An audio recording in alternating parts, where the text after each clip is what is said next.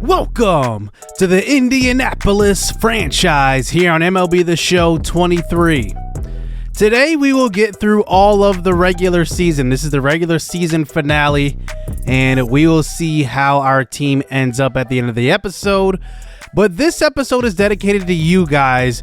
Make sure you guys get your submissions for your prospects in. Now, kind of how I do it in my series is that my first round picks are not renamed. So Ray Gonzalez will stay Ray Gonzalez.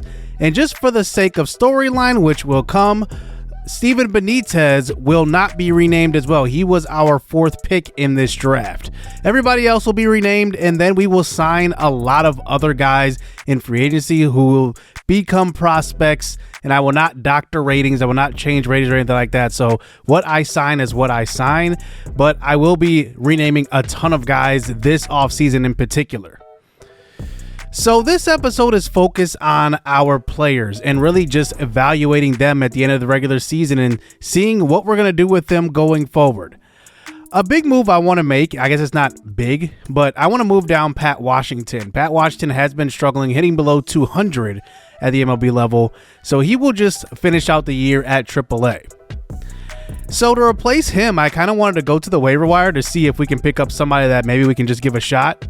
I found Canon Smith-Njigba, who is Jackson Smith-Njigba's older brother. I thought this would be kind of cool to kind of sign him. So he gets signed. He actually has not bad ratings, to be honest with you. He actually has played at the MLB level in real life for the Pittsburgh Pirates, and we end up claiming him off of the waiver wire. He is 23 years old, so maybe we catch lightning in a bottle. Maybe he becomes just a lifelong minor league player. Who knows? But I'm going to have him at the MLB level just to fill a roster spot there.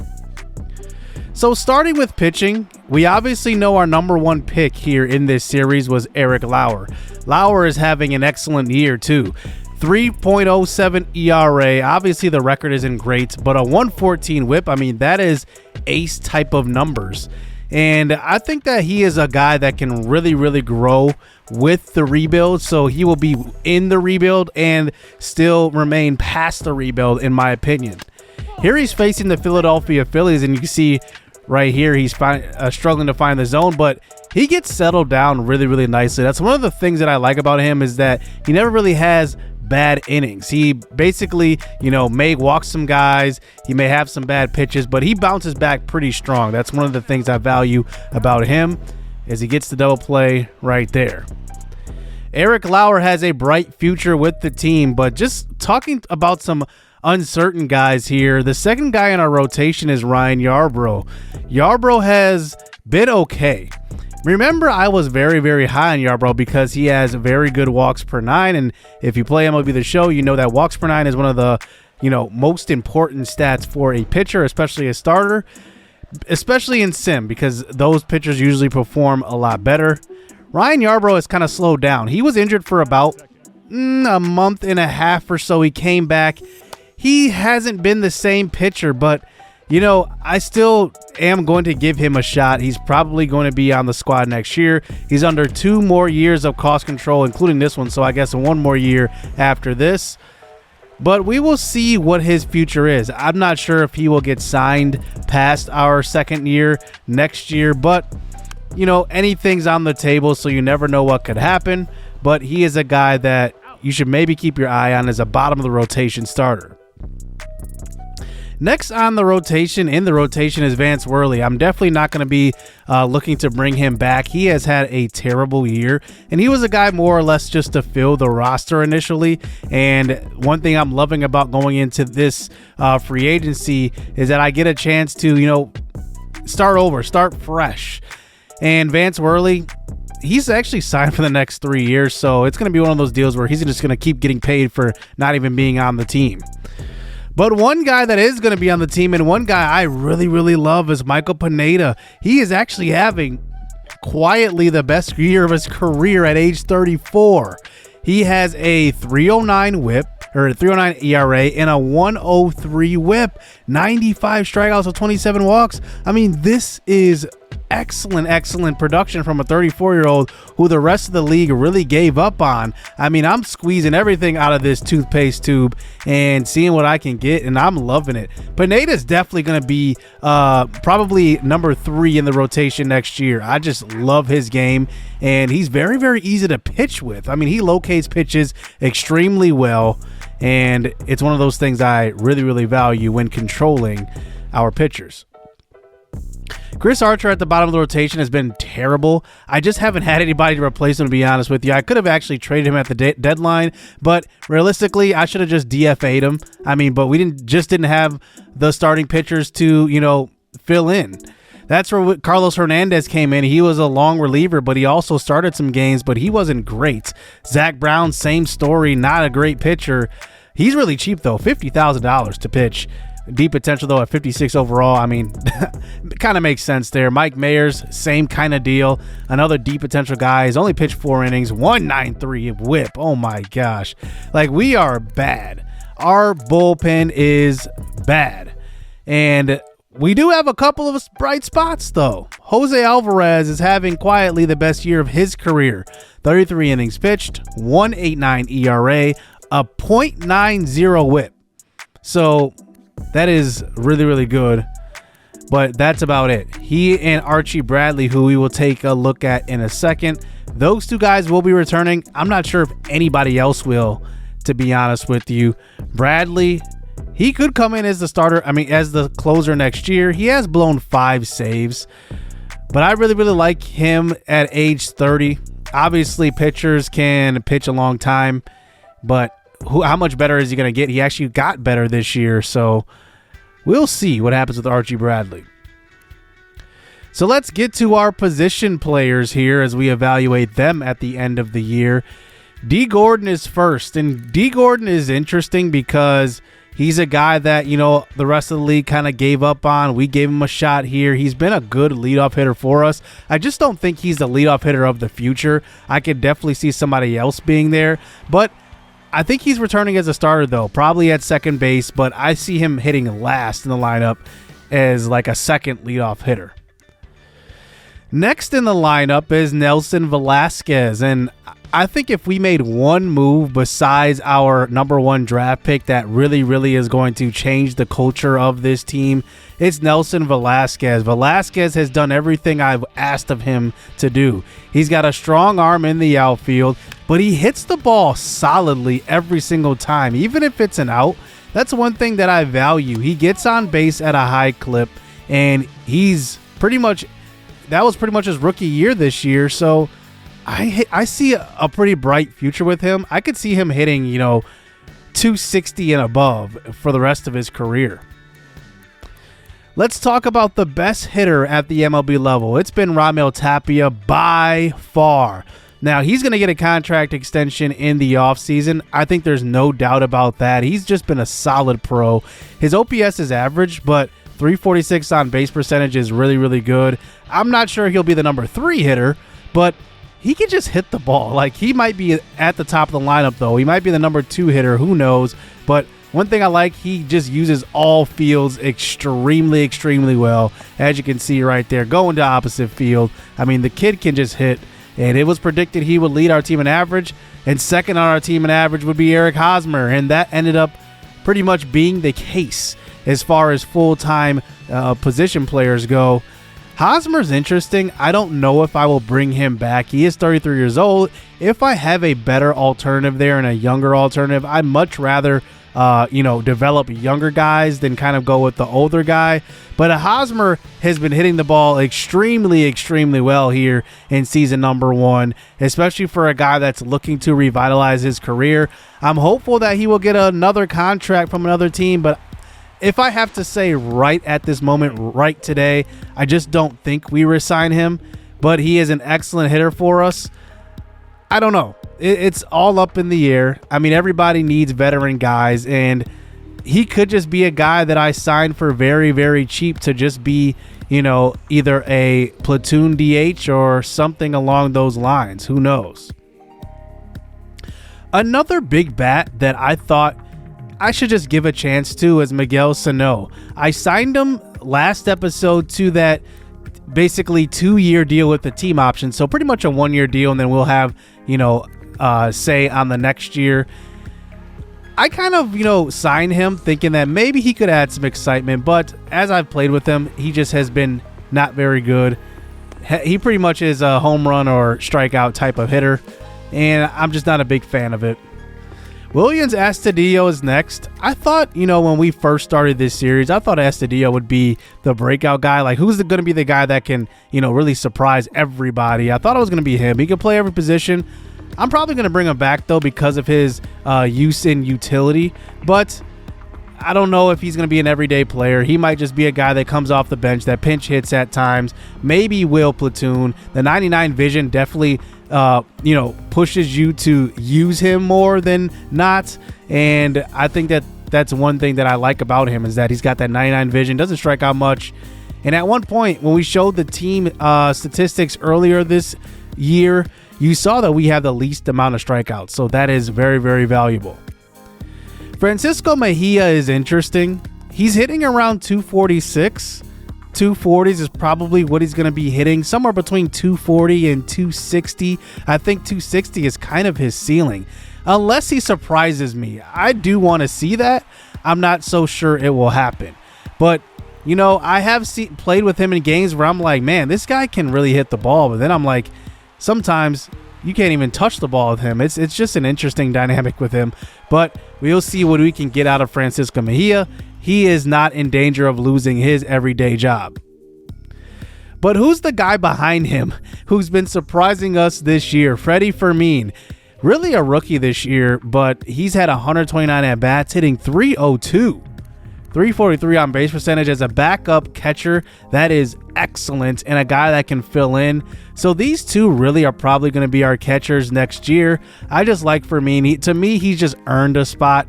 And if you can get a guy that has great sim stats, even though his overall is only 61, that's definitely valuable. So I'm definitely going to be keeping him at the MLB level. Unless something crazy happens, unless there's a player that really shows up in free agency that really shows out and stands out, I think that right now Freeman will be the guy. So at shortstop, we have Nikki Lopez. Lopez is interesting because he's been terrible at the plate, and that's what he's going to have to improve. Hitting 220 is not what you need out of a starting shortstop, and his defense is good, but his bat is terrible. So I don't know what our plan with that is going to be, but I would just watch out for the rookie Benitez. He could be making a play straight to the MLB, after being drafted out of Miami. So that's enough of our MLB squad. I want to start covering some of the minor league players to look out for in season number 2. The first couple of guys I want to look at are the two power hitters down at the AA Naturals with Tyrone Johnson and Paolo Reyes. Johnson has home run power, 23 home runs on the year. And just to show you what, his power kind of looks like here in the show as we see Paolo Reyes walk, I just want you to listen to the ball hit the bat real quick. The first baseman, Tyrone Johnson.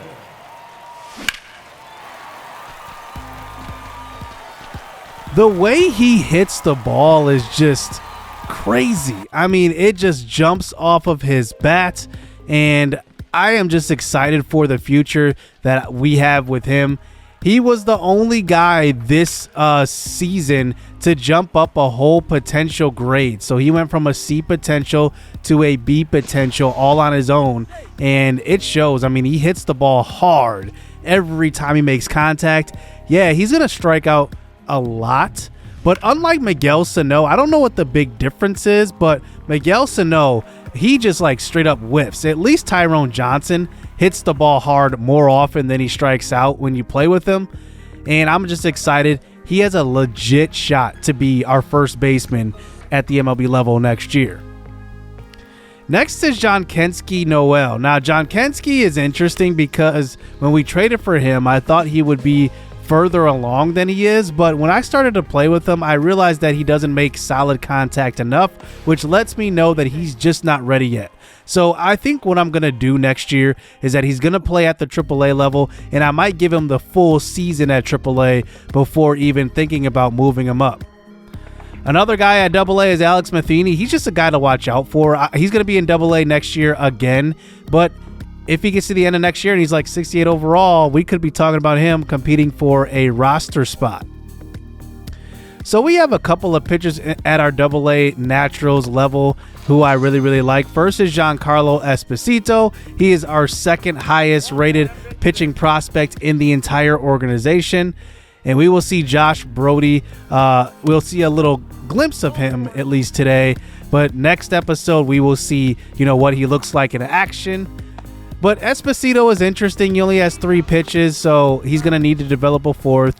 And if he stays as a starting pitcher, he will have to have that fourth pitch. Otherwise, he's going to be a relief pitcher. Josh Brody is interesting. He's 20 years old. I'm not going to say too much about him because you're going to see him in action a lot more next episode. And then Connor Wiegman. Connor Wiegman is the top prospect in the organization. For the September call-ups, I decide to move him up to the major league level to make his major league debut. He started at AA, hit about high 280s, and it seemed like, he was just the best player by far. Like, nobody was even close to the way he was hitting. So I moved him up to AAA. His stats went down a little bit to 231, 670 OPS, but I'm not really worried about that. I just wanted him to get some experience at AAA. So here we go. His debut here at the MLB level, our top prospect gets his first AB versus Major League pitching. Garrett Whitlock on the mound. He gets a circle change low in the zone. He goes to right center field. This one gets down. Connor Wiegman has a single and make it a double. And you know what? Make it a triple while you're at it. It's a triple to start out his career. Connor Wiegman, that's got to feel good. Decided to pass on going to the NFL and ends up playing his childhood dream sport in baseball. And it's going to be a pretty short time until he's at the show. He could be our starting third baseman next year. Wiegman in his second AB here, he walks again. And he is really good at drawing walks as he comes up for his third at-bat. Inside pitch again. Pretty much the same thing. So he has 2 walks. He's 1 for 1. In his debut, he's already 3 for 4 as far as getting on base, and that time he lines out to first. So not only does he get on base 3 times, his fourth at bat he hits a frozen rope to first. Unfortunately, it was snagged, but we end up losing this game 6-4. But Wiegman just looks good. I mean, he just looks like a solid MLB player. I don't know if he'll be our star. I guess we just don't know. It's just too far in the future that we're going to have to rebuild to really see, who's going to be the star of this series. But now we move on to the AAA level where we see Pat Washington. Pat Washington did struggle as an MLB player. He hit below 200, but at the AAA, every time he's been there, he's been tearing the cover off of the ball. So we moved him back down at the beginning of the episode. And when we did that, we just saw, glimpses of what he could be. Now, here is the part of his game that I love. He gets on first. He's swiping second. No issue at all. But then he gets on second. He's swiping third. I mean, the kid can straight up run. He just got to figure out a way to get on base at the MLB level. But I think he's got a ton of potential, even in his upper 20s. He's 28. He's going to be 29 next year. But I just think he maybe had a rough start to his MLB career, but I think he can come through. He hits well with runners in scoring position. He's just an all-around good player. He is good defensively. He's a center fielder. We don't necessarily have a starting center fielder right now, and he has a chance to at least platoon going into next year. Another guy I want to highlight here is Markeith Parsons. I still think he has a couple of years of development, but at AAA in the low 60s overall, he actually hit pretty well. So maybe a guy to keep your eye on. So our AA Northwest Arkansas Naturals did make the playoffs. They were our only team to make the playoffs in the organization. And obviously our MLB team is probably not going to make the playoffs, seeing how terrible we are. But we actually make it all the way to the championship series, and we will compete for a championship already at the Texas League AA level. So that is an excellent sign for our prospects. You can already see they're doing well, and I think we have a very, very bright future with this organization, especially with our draft picks. I think that, especially Gonzalez, he's going to be really, really good. Ray Gonzalez is probably going to be the star of this series, unless, next draft we draft another one of those players where it might not be generational or it might be a generational player. So you can see here are the standings across the MLB. Obviously, the Arrows did terribly. I don't think we ended up with the worst record, though. The Nationals got that, went 51-111. So at least we weren't the last ranked team here at the MLB level. But that's going to do it here for this episode. We are going to actually see the College World Series next episode, and then the AA Championship Game 4, where hopefully our team can clinch it. And then if it goes to Game 5, we'll show Game 5 as well. So that's going to do it today. Let me know what you guys think of each player, and make sure you guys get your player submissions in. Hit subscribe, hit that like button. Stay tuned. Let's get it. Let's go. It's too easy. I've been there, done it, seen it. Boy, all that like Kenan. Still got crack, they fiendin'. Flow still hot like Phoenix. Shine so bright, I'm gleaming. This off top, I'm tweaking. Fresh out the rat like Neiman. And I'm still trying to fight my demons. Cause we all gotta act like Tina. That's why I gotta ride with the Nina. Outside, it's a war going on.